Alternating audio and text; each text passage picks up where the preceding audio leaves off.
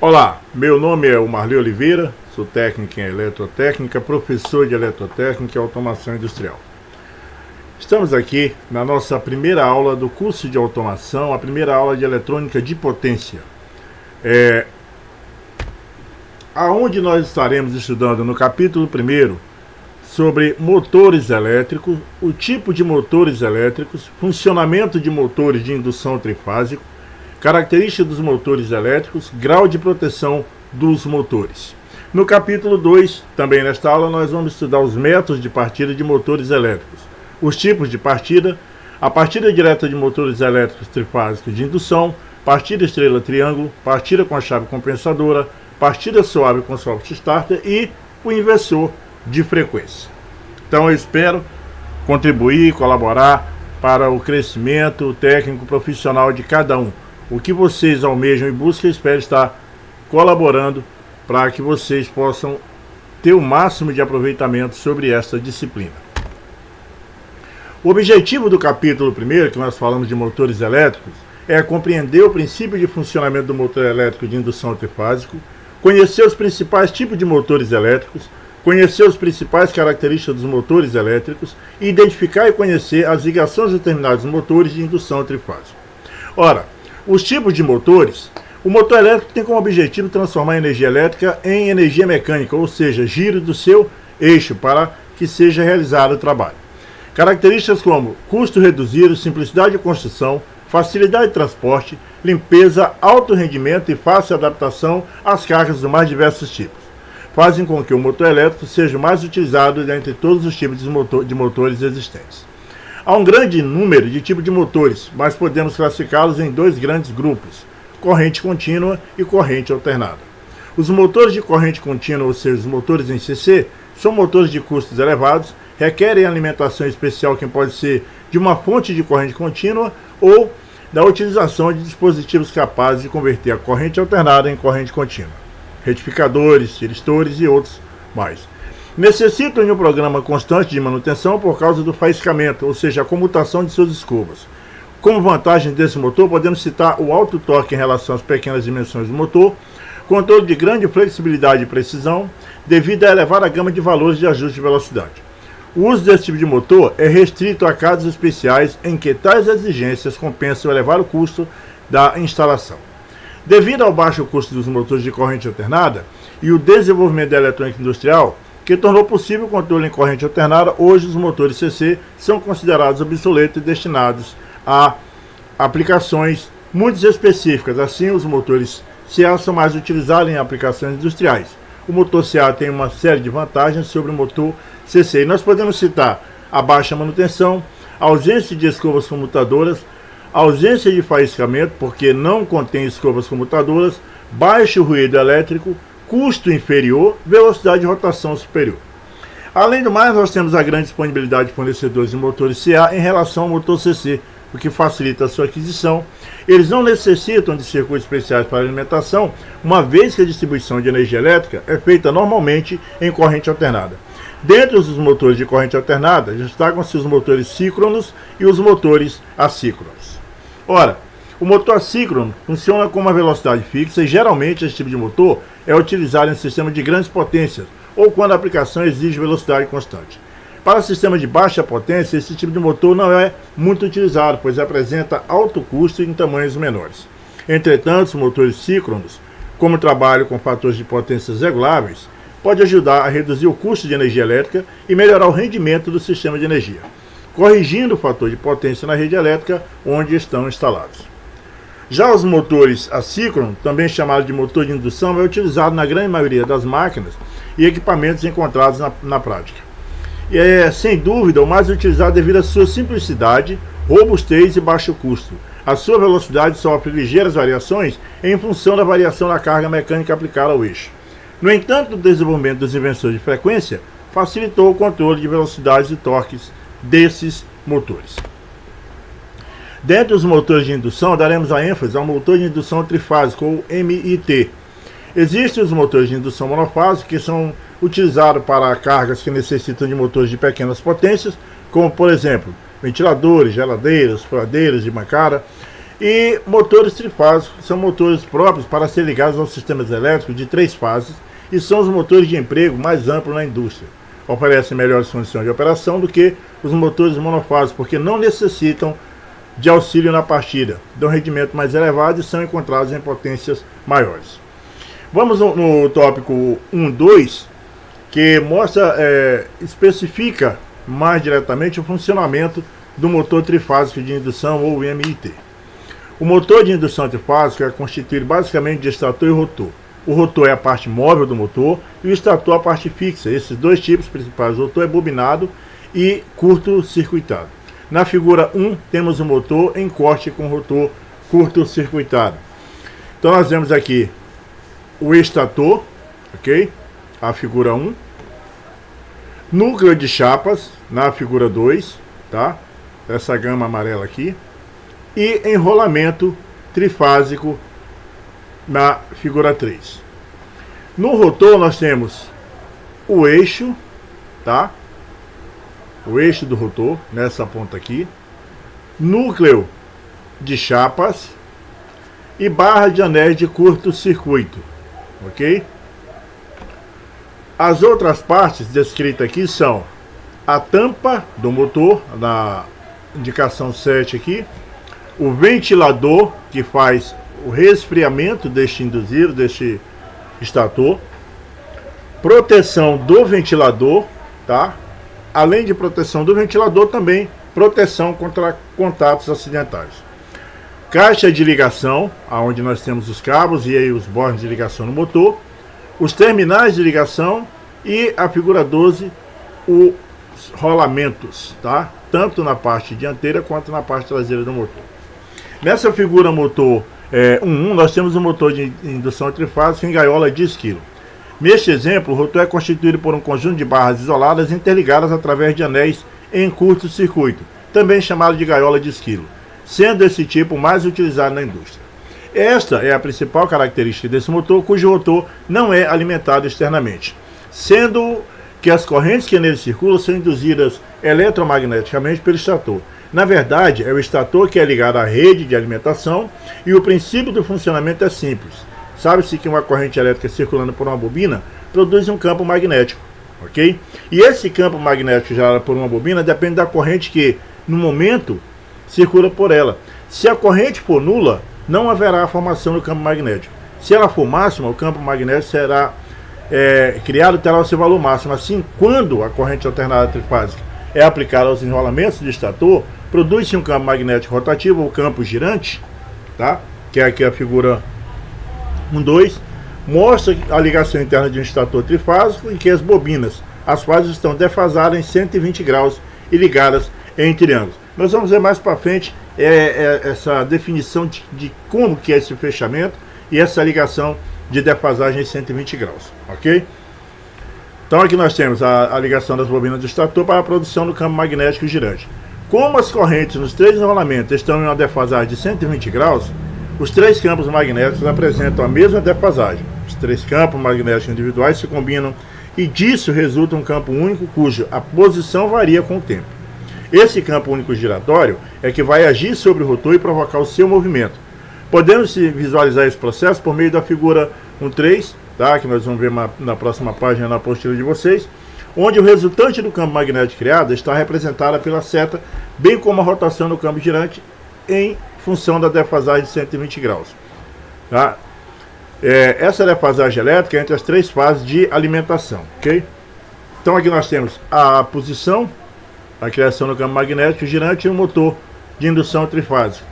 Tá? Nós podemos notar que em cada estágio do giro dele, ok? Nós temos um valor de referência, tá? Para cada um do bobinado desse motor. Então nós temos as defasagens. Quando se diz em 120 graus, notemos que ele está em sentido de giro para 2 na bobina do estator, ok? A velocidade do campo girante é conhecida como velocidade síncrona. O motor de indução é também chamado de motor assíncrono, e isso porque o rotor sempre gira com velocidade menor do que o campo girante. Se o rotor alcança a velocidade do campo magnético criado no estator, que é a velocidade síncrona, não haveria sobre ele uma tensão induzida que o levaria a parar. Tá? Então, a característica do motor elétrico, tá, traz o torque ou conjugado, e nós temos a equação aqui que explica, tá, o que é esse torque ou conjugado, em que T igual a F vezes R, ou seja, torque em newton-metros, tá? A letra T é igual a torque em newton-metros, ou seja, newton-metros é igual a força em newton vezes a distância radial em metros, ok? Então, o torque é igual a força em newton vezes a distância radial. Torque igual a força vezes a distância radial. Denomina-se torque, também chamado de conjugado, a medida do esforço necessário para se gerar um eixo. Frequentemente é confundido com a força, que um dos componentes do torque, o torque é o produto da força tangencial pela distância radial do eixo, onde esta força é aplicada de acordo com a equação que nós vimos aqui em cima, que é essa aqui.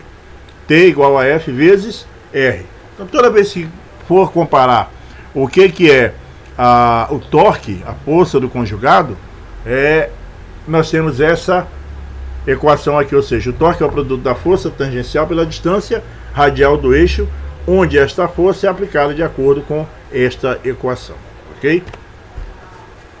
Vamos dar um exemplo aqui. Deseja-se mover uma carga de peso igual a 20 newtons, usando-se um motor elétrico com polia de raio igual a 20 centímetros. Qual o torque desenvolvido?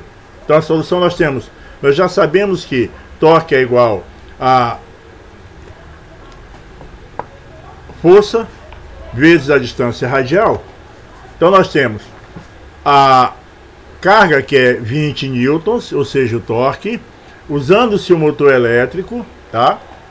A força aplicada sobre ele é 20 newton vezes 0,2 metros, ou seja, 20 centímetros, ok? Que é igual, o torque é igual a 4 newtons, ok? Quando se faz esse cálculo, se chega a esse resultado, ou seja, usando-se o torque que é desenvolvido aqui é 4 newton metros, ok? Potência mecânica. A potência mede a rapidez com que a energia é aplicada ou consumida. A potência é calculada dividindo-se em energia mecânica, tá, pelo tempo necessário para a realização de trabalho. Por sua vez, o trabalho é calculado pelo produto da força aplicada pelo deslocamento, de acordo com as equações 1 e 2, 1, 2 e 1, 3. Então, nós temos aqui trabalho, que é a força em joules, tá, vezes a distância, tá, vezes a distância, vezes a força apreendida aqui. Isso nós trazemos lá da outra equação, ok? Então, nós temos que W é um trabalho em joule, D é a distância em metros, tá? Aqui na outra equação, que nós chamamos de PET, nós temos potência mecânica em joules por segundo, ou que é igual a watts, ok? E energia mecânica em joules, e tempo, que é medido em segundos, aqui na fórmula do PET, tá? Um exemplo que nós podemos citar aqui é um guincho elétrico que carrega uma carga de 45 kg e a uma altura de 100 metros, em 30 segundos.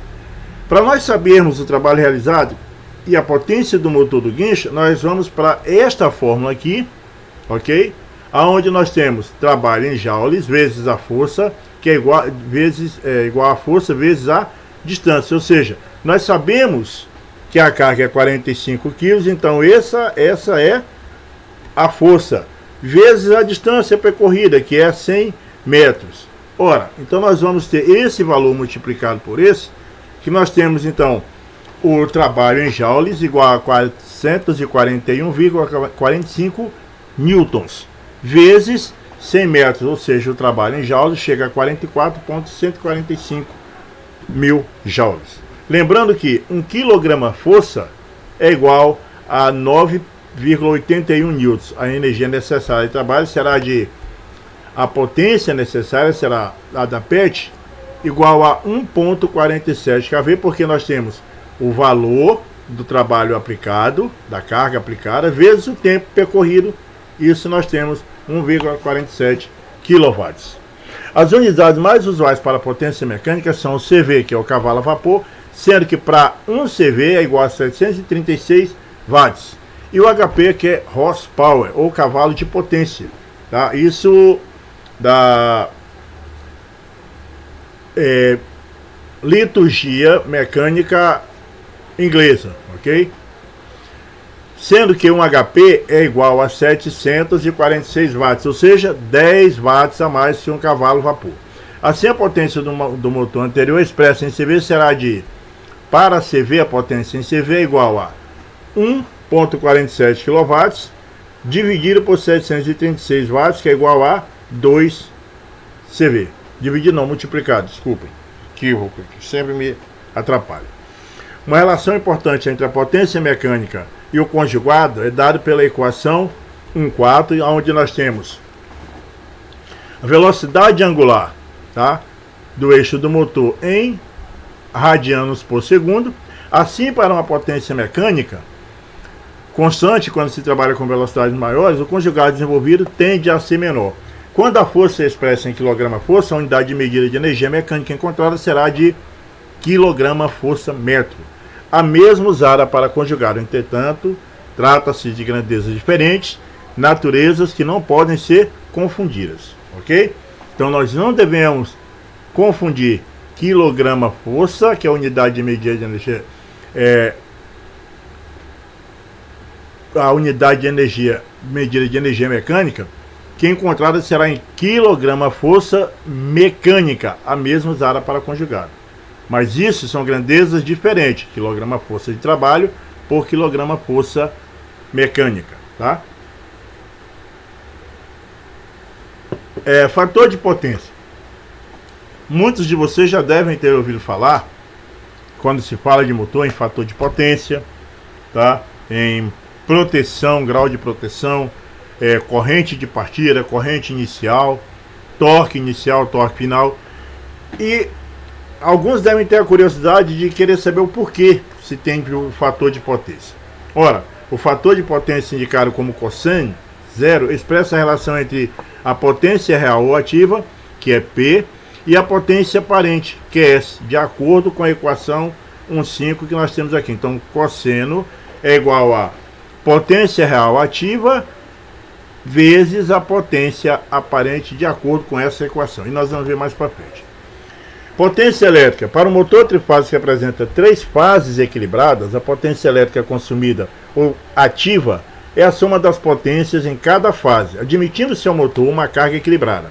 A expressão mais usual para o cálculo da potência elétrica é apresentada por a equação 1,6, que vocês veem aí na apostila e acompanhem aqui na aula, onde nós temos potência igual a raiz de 3 vezes a tensão de linha aplicada aos terminais do motor em volts, tá? Corrente de linha em amperes e o fator de potência do motor, que é o admissional, tá? Então é a raiz de 3, que é algo em torno de 1,73, 82 alguma coisa, numa dízima periódica, arredondando 1,74, vezes o valor da tensão aplicada aos terminais. Digamos que você tem um motor em 380, a tensão aplicada a cada terminal é 380, vezes a corrente de linha em ampere, vezes a corrente em ampere, ok? Vezes o fator de potência no motor, que é o admissional. Aí varia de 0,9, 0,3, 0,8, sempre nessa casa o fator de potência ou cosseno de zero, tá? O rendimento definido do motor é a eficiência com que o motor absorve a energia elétrica da rede e transforma em energia mecânica, considerando a potência mecânica disponível no eixo do motor. Para Pmec, a potência elétrica é absorvida pela rede, ou potência elétrica. O rendimento será em relação entre elas, de acordo com a equação 1,7, aonde nós temos rendimento do motor em porcentagem igual à potência mecânica vezes a potência elétrica vezes 100% da aplicação da potência elétrica. Ou seja, a potência mecânica disponível no eixo do motor em watts vezes a potência elétrica absorvida pela rede em watts também, tá? Fator de serviço, que na placa dos motores vocês vão ver lá como esses dois pontinhos aqui, EFS, é o fator que é aplicado à potência nominal indicada, a sobrecarga permissível, que pode ser aplicada continuamente ao motor sobre condições específicas. Por exemplo, o fator de serviço de 1,15, o motor suporta continuamente 15% de sobrecarga acima da sua potência nominal. O fator de serviço é uma capacidade de corrente permanente, isto é, uma reserva de potência que dá ao motor condições de funcionamento em situações desfavoráveis.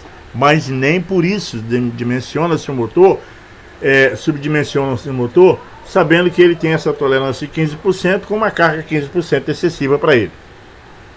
Tende-se a dimensionar ele sempre acima desse fator de serviço aqui, ok? Velocidade síncrona é a velocidade de giro do campo girante definida pela equação 8, que é Newton segundos igual a 120 vezes a frequência da rede em Hertz e vezes a potência, vezes o número de polos do motor por fase de enrolamento, ok? O número de polos sempre é múltiplo de 2. O quadro 1 apresenta a velocidade de rotação para motores de indução, considerando a frequência de rede igual a 60 Hz. Tá? Então nós temos rotação de motores de indução em função do número de polos. Para 2 polos, rotação 3.600 RPM. 4 polos, a rotação 1.800 rotações por minuto. E assim consecutivamente. 6 polos 1.200, 8 polos 900 RPM, 10 polos 720 RPM. Assumindo que o número de polos de motor de indução seja fixa, determinado na sua construção de acordo com a expressão vista, variamos a frequência de alimentação e variamos na mesma proporção a sua velocidade de rotação. Os inversores de frequência, como veremos mais à frente, são equipamentos eletrônicos especiais que controlam a velocidade de rotação dos motores de indução por meio da variação de frequência. Escorregamento, o fator de escorregamento. Se o motor gira a uma velocidade diferente da velocidade síncrona, ou seja, diferente da velocidade do campo girante, o enrolamento do motor corta as linhas de força magnética do campo. E pelas leis do eletromagnetismo, circulam correntes induzidas. Quanto maior a carga acoplada ao eixo do motor, maior deverá ser conjugado necessário para acioná-lo. Para se obter o conjugado a diferente velocidade, precisa ser maior para que as correntes induzidas e os campos produzidos sejam maiores. Em diferença de velocidade é conhecida como escorregamento, que é S, assim quando a carga do motor aumenta para se obter conjugado suficiente. O escorregamento deve aumentar. Nessa situação, a rotação do motor cai. Por outro lado, se o motor está vazio, sem carga, o rotor gira praticamente a rotação síncrona, ou escorregamento nulo. A velocidade de escorregamento é a velocidade relativa entre a velocidade do rotor, N, e a velocidade do campo girante, NS, calculado pela equação 19, aqui demonstrada. Ou seja, escorregamento em RPM é igual a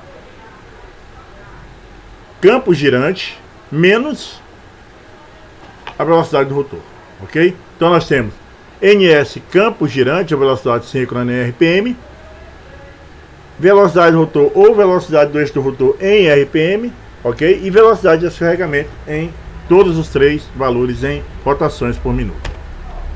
Definimos escorregamento pela equação que é escorregamento em porcentagem, que é igual a velocidade do campo girante em RPM, tá? Ou velocidade síncrona, e menos a velocidade do rotor dividido por velocidade de escorregamento vezes 100%, em que a porcentagem de escorregamento é a velocidade do rotor.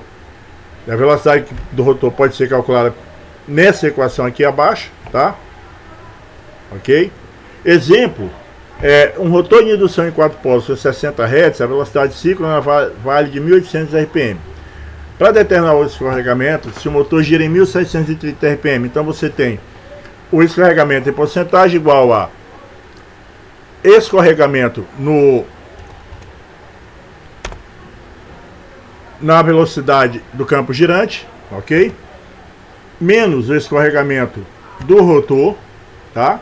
Menos a velocidade do rotor, vezes, dividido por esse escorregamento no campo girante, vezes 100%, que é igual a 1.800 RPM, menos 1.730, dividido por 1.800, vezes 100, que é igual a 3,8%. Então, essa é a definição que você vai encontrar para um motor de indução de 4 polos com uma velocidade síncrona de 1.800 RPM, ok? Velocidade nominal é o valor da velocidade de RPM para a qual o motor foi projetado para trabalhar com sua carga nominal. Em outras palavras, é a velocidade do motor funcionando a potência nominal sob tensão de frequências nominais. Como foi discutido anteriormente, a velocidade de rotação de um motor em AC depende da frequência da rede de alimentação e do escorregamento. O motor de indução apresenta o seu eixo girando com velocidade inferior à velocidade síncrona. Em geral, essa velocidade não é menor do que 95% da velocidade síncrona. Ou seja, uma perda de 5% apenas. Quase que imperceptível, né? Corrente nominal é a corrente que o motor absorve da rede quando funciona em potência nominal sob tensão e em frequências nominais para calcular a corrente nominal de linha. De motores trifásicos, deve-se considerar a potência mecânica do motor, o rendimento e o fator de potência, dados da placa do motor de acordo com a equação 1,2. Aí nós vimos lá no início, tá, que a potência elétrica, ela é o valor dividido de raiz de 3 vezes a voltagem da linha, vezes o cosseno de zero, que é igual a potência mecânica, dividido vezes a raiz de 3, vezes o valor, a voltagem da linha, vezes o trabalho exercido, vezes o cosseno, ok? Agora, vamos a uma parte mais fundamental para o funcionamento de motores. Entramos aqui na corrente de partida, ou seja, IP. Na partida de motores elétricos, circulará na bobina do estator uma corrente elevada que diminuirá à medida que a velocidade do motor aumenta. Em comum, encontramos motores de corrente de partida igual a 7 ou 8 vezes a corrente nominal. Na placa de motor, tem-se o fator corrente de partida e corrente do motor, que indica quantas vezes a corrente de partida é maior que a nominal. Sentido de rotação. Para se obter mudança do sentido de rotação dos motores trifásicos, o procedimento é muito simples. Basta inverter entre si duas fases qualquer que alimentam o motor. A exigência do grau de proteção intrínseca, que é Intrinsic Protection, depende diretamente do ambiente no qual o motor é instalado. Existem diversos graus de proteção para o motor. Quanto maior o grau de proteção IP do motor, maior é a proteção contra poeiras, gotas de água e chuvas. Atenção, não confundir grau de proteção ou IP com IP corrente de partida. Não tem nada a ver uma coisa com a outra.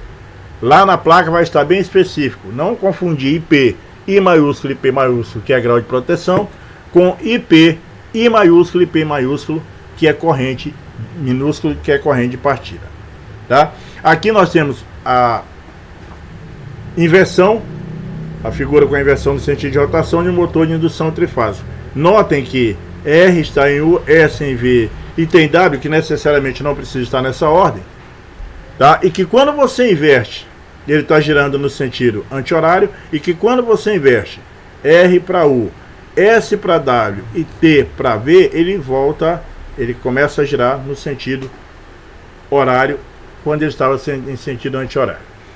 Então, o esquema de fechamento externo do terminal dos motores.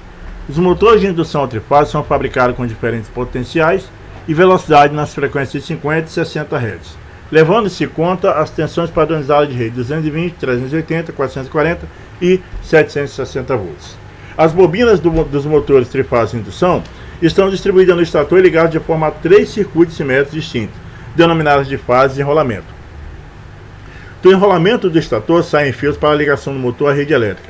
Dele pode sair 3, 6, 9 ou 12 fios terminais, ou os motores com 3 terminais permitem alimentação somente para um valor de tensão, 220. Os motores com 6 terminais podem ser utilizados em dupla tensão, 220 e 380. Já os motores com 9 e 12 terminais podem ser alimentados com 4 tensões distintas, 220, 380, 440, 760 volts. A figura que nós veremos à frente representa o esquema de fechamento externo dos motores com 6 e 12 terminais. Então nós temos aqui a figura 6, fechamento externo dos motores com 12 terminais, tá? Aí nós temos aqui, ó, para R nós temos 1, 4, 7 e 10. Notem que a diferença entre um polo e outro, tá, de ligação é de 3 algarismos, tá? De 1 para 4, 3, de 4 para 3, 7, de 7 para 10, 3, ok? Aí, a mesma consideração nós levamos em T, onde nós temos 3, 6, 9 e 12, tá? Fechamentos em paralelo, ok? Triângulo paralelo. Triângulo em série, nós temos todos eles em cadeia comum, tá? Partindo aqui do mesmo princípio, 3 e 6, 9 e 12. 1, 4, 7, 10, 2, 5, 8 e 11. Triângulo em série para 440 volts. Estrela em paralelo. Nós temos a mesma formação, porém o fechamento, notem-se que 7 e 10 funcionam como bypass do terminal, ok? 11 e 8 da mesma forma, como seria que 5 e 2 seriam a bobina primária e 11 e 8, bobina secundária. 1 e 4, bobina primária, 7 e 10, bobinado secundário. Para a estrela paralela em 380. Em 760, nós teríamos estrela em série. A mesmo fechamento do triângulo em série, porém com abertura para 3 terminais, 3 polos finais. E o fechamento externo dos motores com 6 terminais em 220 e 380 volts. Então a gente nota que para todos a defasagem, a diferença é de 3 dígitos, ok? A mesma coisa também para 380, ok? Além das características vistas, existem outras não menos importantes, sabe, como classe de isolação, regime de serviço, tipo de lubrificante, entre outros, que não serão vistas nessas aulas.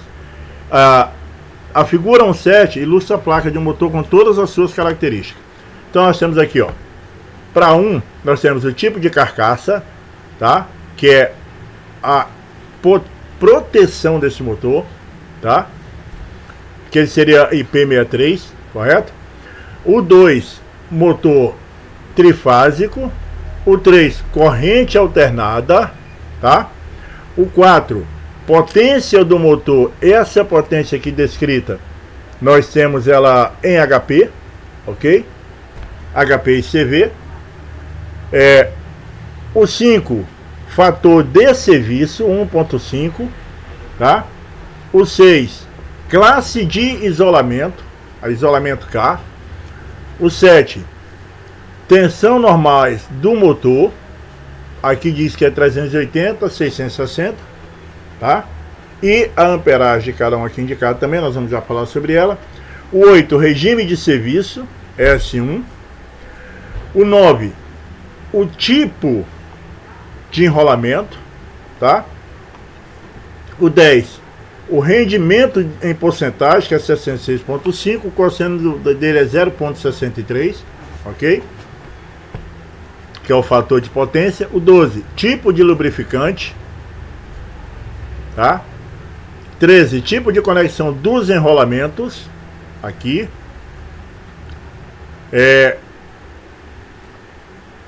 Corrente nominal do motor, tá? No 14, em ampere. O 15, o número de vezes que a corrente de partida é maior que a normal, então é 4,5, tá? O grau de proteção no motor, IP55, tá?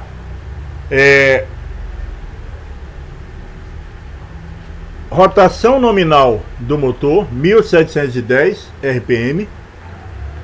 Categoria do conjugado, tá? Categoria N. 19, frequência, que é 60 Hz. E 20, número do lote de fabricação. E 21, a data de fabricação. Então, nesta aula, a gente conheceu os principais tipos de motores elétricos, a saber, os motores de corrente contínua e os motores de corrente alternada. Os motores CC, embora não sejam precisos e apresentam alto torque em relação às pequenas dimensões, possuem uma série de desvantagens em relação aos motores de corrente alternada. Por isso nós aplicamos o estudo diretamente aos motores de corrente alternada, mais utilizados nos dias de hoje e até no nosso meio profissional, tá? E nas indústrias. O motor de indução trifásica, que é o MIT, e sem dúvida o mais utilizado devido à sua simplicidade, robustez e baixo custo. A sua velocidade sofre ligeiras variações em função da variação da carga mecânica aplicada ao eixo. A sua velocidade de rotação pode ser variada aumentando ou diminuindo a frequência das tensões trifásicas de alimentação no motor. Com o advento da eletrônica de potência, foram desenvolvidos dispositivos denominados inversores de frequência que facilitam o controle de velocidade desses motores. Dependendo do número de terminais de saída de um motor trifásico de indução, pode-se alimentá-lo com diferentes tensões padronizadas, em 220, 380, 440 e 760 volts por meio de fechamento denominado estrela ou triângulo. Ok? E o capítulo 2, nós falamos logo no início da aula, que é o método de partida de motores elétricos. O objetivo é conhecer os principais métodos de partida de motores de indução trifásica, bem como as suas vantagens e desvantagens. Identificar e conhecer os diagramas principais de comando para o método de partida estudado. Entender como se realiza o processo de selo, intertravamento elétrico por meio de contatores e conhecer os métodos mais eficientes de partida controlada, utilizando soft starter e inversor de frequência. Os tipos de partida. A partida de motor trifásico de indução deverá ser sempre que possível direta por meio de contatores e é a maneira mais simples e barata de partir um motor de indução trifásica. Porém, há casos que a corrente de partida do motor é elevada, tendo seguintes consequências prejudiciais. Queda de tensão elevada no sistema de alimentação da rede, e isso provoca perturbações em equipamentos instalados no sistema.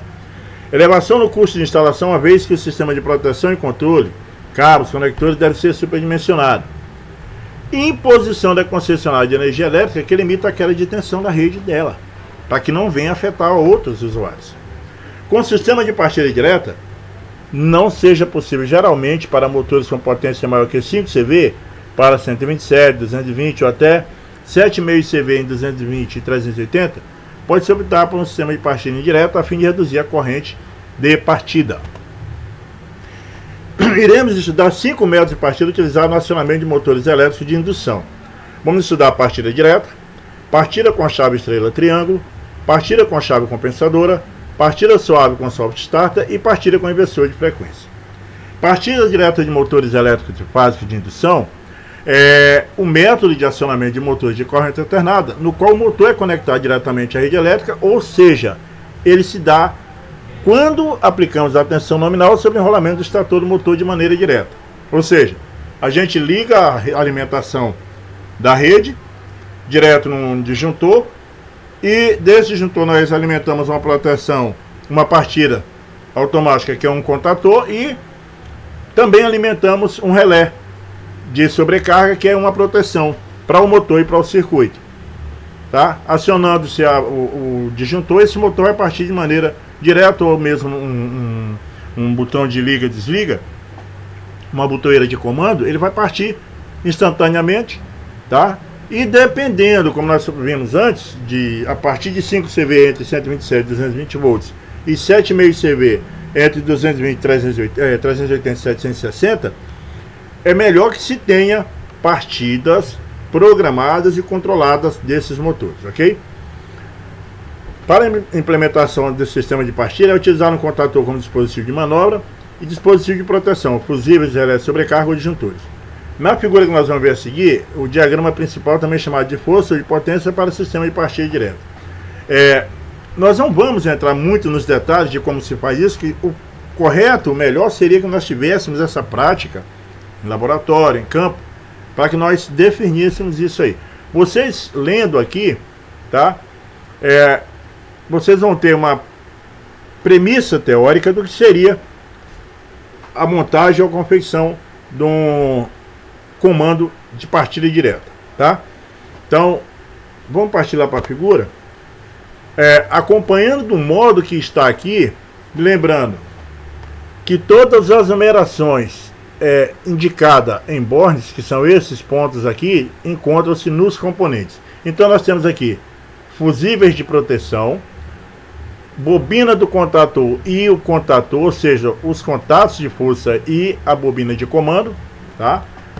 Relé térmico de proteção no motor e os bornes do motor para ligação. Da mesma forma, vocês vão encontrar também os fusíveis, e no relé, que aqui é o diagrama de controle e aqui o de força, Então nós temos aqui o relé, esses polos 95 e 96, normalmente é fechado.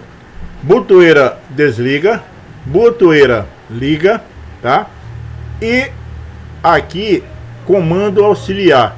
Isso vocês encontram nesse cara aqui, além dessas indicações aqui. A1 e A2, que é a bobina do contator, os polos de contato de força e os contatos auxiliares 13 e 14, que é normalmente aberto, tá? Então esse aqui é o esquema de ligação, o diagrama de ligação de força e de controle de uma partida direta. Lembrando que o contato de cera é sempre ligado com paralelo com o contato de fechamento do botão que energiza a bobina. Ou seja, o contato de cera nós temos aqui em 13 e 14, que energiza a bobina do contator. Sua finalidade é manter a corrente circulando pela bobina do contator, mesmo após o operador ter retirado o dedo do botão. Então, eu acionei a contatora, tirei o dedo e ele vai continuar funcionando, tá? Então, nós temos aqui toda a descrição de montagem. Se vocês seguirem isso aqui e tiverem os componentes, como eu já falei, fusível, os cabos, contator, relé e as botoeiras, seguindo esse passo a passo aqui, vocês conseguirão fazer um circuito de partida direta, tá? Que nós temos o diagrama principal de potência e o diagrama auxiliar ou de comando. A finalidade desse circuito, desse comando, é proteger o motor contra sobrecarga, onde é utilizado um relé de sobrecarga, um relé térmico, tá? E caso haja algum instante uma sobrecarga em qualquer uma das fases do motor, no circuito principal, o relé térmico aciona o circuito de comando no seu contato NF 95 e 96, fazendo abrir e desenergizando assim a bobina do contator, que nesse caso aqui é o C1, tá? Então, nesse tipo de partida, a corrente de pico pode variar de 2 a 14, de 4 a 12 vezes a corrente nominal do motor, sendo a forma mais simples de partir um motor comumente. A vantagem principal é o custo, pois não é necessário nenhum outro dispositivo de suporte que auxilie a suavizar as amplitudes de corrente durante a partida. As inúmeras desvantagens desses outros métodos de partida, por exemplo, transiente de corrente e torque durante a partida, corrente variando de 4 a 12 vezes, a nominal obriga o projetista do sistema a dimensionar o sistema de alimentação, condutores maiores, contatores e disjuntores maiores para a entrada da rede, tá? Dependendo dos valores de pico, a corrente de tensão do sistema pode sofrer quedas e o transiente de torque faz com que os componentes mecânicos associados ao eixo motor sofram desgaste prematuro. Então, essa aí é mais uma desvantagem: danificar o equipamento, tá? Os métodos alternativos que suavizam a partida direta podem ser obtidos com contatores temporizadores, partida estrela-triângulo, autotransformadores ou sistemas eletrônicos como soft starter e inversor de frequência. A partida direta com reversão nada mais é que esse mesmo sistema aqui, porém, você tem botões pulsadores no qual invertem essas fases automaticamente. Aqui também é toda a descrição de como se faz a montagem desse sistema aqui. Notem que aqui nós temos uma partida direta com reversão lenta, diagrama principal e diagrama de comando. É importante notar que aqui nós temos C1 e C2, que seria contator 1 e contator 2, como está descrito aqui, tá? Aqui não convém explicar isso aqui, como eu já disse anteriormente, seria bem aplicado se nós estivéssemos na sala de aula, no laboratório, com uma bancada, para que a cada passo desse aqui a gente fosse desenvolvendo na prática essa teoria aqui aplicada. Em algumas manobras onde existe 2 ou mais contatores, para evitar curto, deve-se impedir o funcionamento simultâneo desses contatores. Utiliza-se assim o intertravamento por meio de contatos normalmente fechados. Nesses casos, os contatos devem ficar antes da alimentação da bobina dos contatores. Então, notem que esses caras aqui, tá, estão antes da bobina, que é esse aqui, 21 e 22, tanto de C1 como C2. Quando este contator aciona, esse aqui não se deixa energizar, porque esse contato se mantém aberto, tá? O intertravamento proporcionado pelos contatos NF de 21 e 22 dos contatores C1 e C2 são de importância vital nesse tipo de circuito, pois eles impedem que as bobinas de contator 1 e contator 2 sejam energizadas, ao mesmo tempo que iria causar um curto-circuito entre as fases S e T da alimentação. Partida estrela-triângulo é o método de partida de motor, o que proporciona uma menor tensão nas bobinas, diminuindo assim a corrente de partida. Por meio dessa manobra, o motor realizará uma partida mais suave, reduzindo sua corrente em aproximadamente 1/3, o que seria acionando em partida direta. Olha aí como já começa a melhorar a aplicação à medida que você vai melhorando os seus comandos. Como eu já disse anteriormente, aqui é só a descrição da montagem desse comando, do funcionamento dele e das ligações como devem ser efetuadas. Aqui o diagrama, tá? De partida estrela triângulo principal. Ele tem uma ligeira aparência da partida direta com reversão. A diferença é que ele tem 3 contatores e, portanto, ele tem 3 intertravamentos que não permitem que os 3 contatores acionem ao mesmo tempo. Lembrando que aciona na partida C1 e C2, depois C2 sai e fica C1 acionado e depois entra C3 para manter a rotação no motor depois que ele parte, tá? Lentamente, para que ele possa pegar o pico de partida dele sem que esse pico de partida interfira no funcionamento da rede. Um ponto importantíssimo em relação a este tipo de partida de motor elétrico trifásico é que o fechamento para triângulo só deverá ser feito quando o motor atingir pelo menos 90% da sua rotação nominal. Isso acontece entre 5 e 15 segundos, tá? Aí, como que isso é feito? Através desse componente aqui, que é um relé temporizador. Logo, o ajuste de tempo da mudança de estrela triângulo realizado em D1 deverá ser baseado em D1, como a gente viu lá, é um temporizador. Neste fato, o uso de um tacômetro é essencial nessa tarefa. A primeira vez que for testar o sistema com carga, são ilustradas 2 situações a partir da estrela triângulo do motor trifásico. Na primeira situação, com baixo conjugado resistente à carga, situação A, e o sistema mostra eficiente. Posição da corrente no instante de comutação de 95% da velocidade não é significativo, passando aproximadamente 50% para 170%, o valor praticamente igual ao da partida. Isso é uma vantagem se considerarmos o motor absorveria da rede aproximadamente 600% da corrente nominal, caso a partida fosse direta. Isso no tamanho e na potência do motor. Tá? Comutação estrela triângulo, a figura próxima aqui, como que é feita a comutação. E aqui nós temos uma chave de partida compensadora. A finalidade da chave de partida, da partida com a chave compensadora é idêntica à partida estrela triângulo, onde se reduz a corrente de partida por meio da redução da tensão aplicada ao rotor. Ressalta-se que na partida com a chave compensadora existem mais 2 níveis reduzidos de tensão aplicada ao motor, ao contrário da partida de estrela triângulo, pois nós temos esse cidadão aqui, que é o autotransformador. Aqui, como é feito a ligação, como é feita a montagem desse esquema elétrico, tá? A partida suave com soft starter, quando o acionamento elétrico não exige variação de velocidade do motor, querendo-se apenas uma partida mais suave, de forma que se limite à corrente de partida, evitando assim queda de tensão da rede de alimentação, uma ótima opção consiste no uso de soft starter. Essas são chaves de partida estática projetadas para aceleração e desaceleração e proteção de motores de indução trifásico por meio de controle de tensão aplicado ao motor. Seu uso é comum em bombas centrífugas, ventiladores, motores elevados de potência e cuja aplicação não exige variação de velocidade. Esses dispositivos são compostos de pontes tiristores SCR ou TRIAC, acionados por uma placa eletrônica microcontrolada. Os tiristores são componentes eletrônicos especialmente desenvolvidos para se trabalhar em corrente alternada. Quando são empregados SCR, retificadores controladores de silício, estes são utilizados na configuração em antiparalelo, permitindo o fluxo da corrente nos 2 sentidos, tal como acontece com os TRIAC. A titulação comparação um TRIAC pode ser visualizado como 2 SCR dispostos em antiparalelo. Aqui a figura de variação da corrente, ok? E aqui nós sabemos que para se controlar a tensão de linha aplicada nas fases do motor, geralmente são utilizadas 2 diferentes estratégias.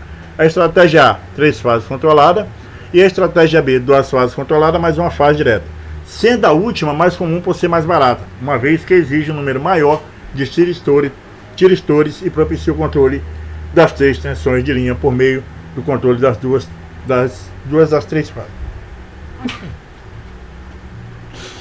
Um soft start, além de ser compacta, é simples de operar, costuma usar uma tecnologia chamada bypass, na qual, após o motor partir e receber toda a tensão na rede, contatos internos em paralelo com o módulo de tiristores são fechados, substituindo-os e evitando sobreaquecimento dos mesmos, contribuindo assim para a economia de energia. Então aqui é a variação de corrente para diferentes métodos de partida: soft start, partida estrela-triângulo, partida direta. Notem a queda, o pico da corrente aqui, a queda brusca dela. Veja o soft start, a elevação da corrente, para depois se manter dentro do tempo da partida. Aqui nós temos uma partida com soft starter, tá? Notem, tudo é interno a ele, exceto transformador de alimentação e aqui o soft starter em si, tá?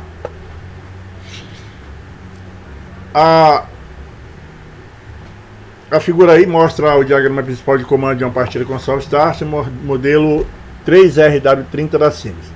A seguir, podemos resumir a vantagem do sistema de partida com soft starter em relação aos demais sistemas vistos: partida direta, estrela-triângulo e chave compensadora. Partida só de motores reduzido, desgaste mecânico, redução dos picos de corrente na partida, grande economia do espaço nos painéis devido à sua condição compacta, contato de bypass integrado com economia de energia ao nível do sistema elétrico e ajuste simples e rápido. Os inversores de frequência. Nos inversores de frequência, pode-se controlar a partida e a frenagem do motor, bem como controlar a velocidade e o sentido de rotação do motor. Possui um dispositivo especial de acionamento de motor de indução. Será deixada uma aula para estudo desse dispositivo. Então, nessa aula, nós conhecemos os principais tipos de partida de motores de indução trifásico, bem como suas vantagens e desvantagens, o método mais simples e barato de partir o motor e, sem dúvida, a partida direta. Entretanto, nesse método, a corrente assume valores extremamente altos, entre 4 e 12 vezes o valor da corrente nominal, o que obriga o projetista do sistema elétrico a subdimensionar o sistema de alimentação, disjuntores, fusíveis e demais dispositivos que fazem parte do circuito elétrico que alimenta o motor. Os métodos alternativos que só visam partida direta podem ser obtidos com o uso de contatores e temporizadores, e dois tipos de partida limite que utilizam essa técnica são partida estrela-triângulo ou partida compensadora, baseada em autotransformador. Tanto na estrela-triângulo quanto na partida com chave compensadora, o motor parte com tensão reduzida e o instante de comutação, ou seja, o instante na qual é aplicada a tensão nominal ao motor, deve acontecer a cerca de 80% da partida autocompensada e 90% na partida estrela-triângulo, para que o pico de corrente seja reduzido. A chave compensadora pode ser usada para a partida de motores sobrecarga, em que a chave estrela-triângulo é inadequada. Com ela podemos reduzir a corrente de partida, evitando sobrecarga na rede de alimentação, deixando, porém, o motor com um conjugado suficiente para a partida e aceleração. Entretanto, esse método de partida possui algumas desvantagens devido ao alto custo do autotransformador e o volume ocupado pelo mesmo. Métodos mais eficientes de partida controlada devem ser obtidos com o uso de dispositivos eletrônicos, tais como soft start, inversores de frequência, compactos e simples de operar. Esses equipamentos realizam partidas só de motores, reduzindo desgaste mecânico e pico de corrente na partida presente em outros métodos vistos. Bem, eu agradeço a todos a atenção e o esforço em aprender, tá? Essa foi nossa primeira aula, nós estudamos capítulo 1 e 2, na apostila de vocês vai estar a aula 1 e 2, e até a próxima aula, quando daremos continuidade ao aprendizado de eletrônica de potência voltado para automação, ok? Muito obrigado a todos, sucesso, até a próxima aula.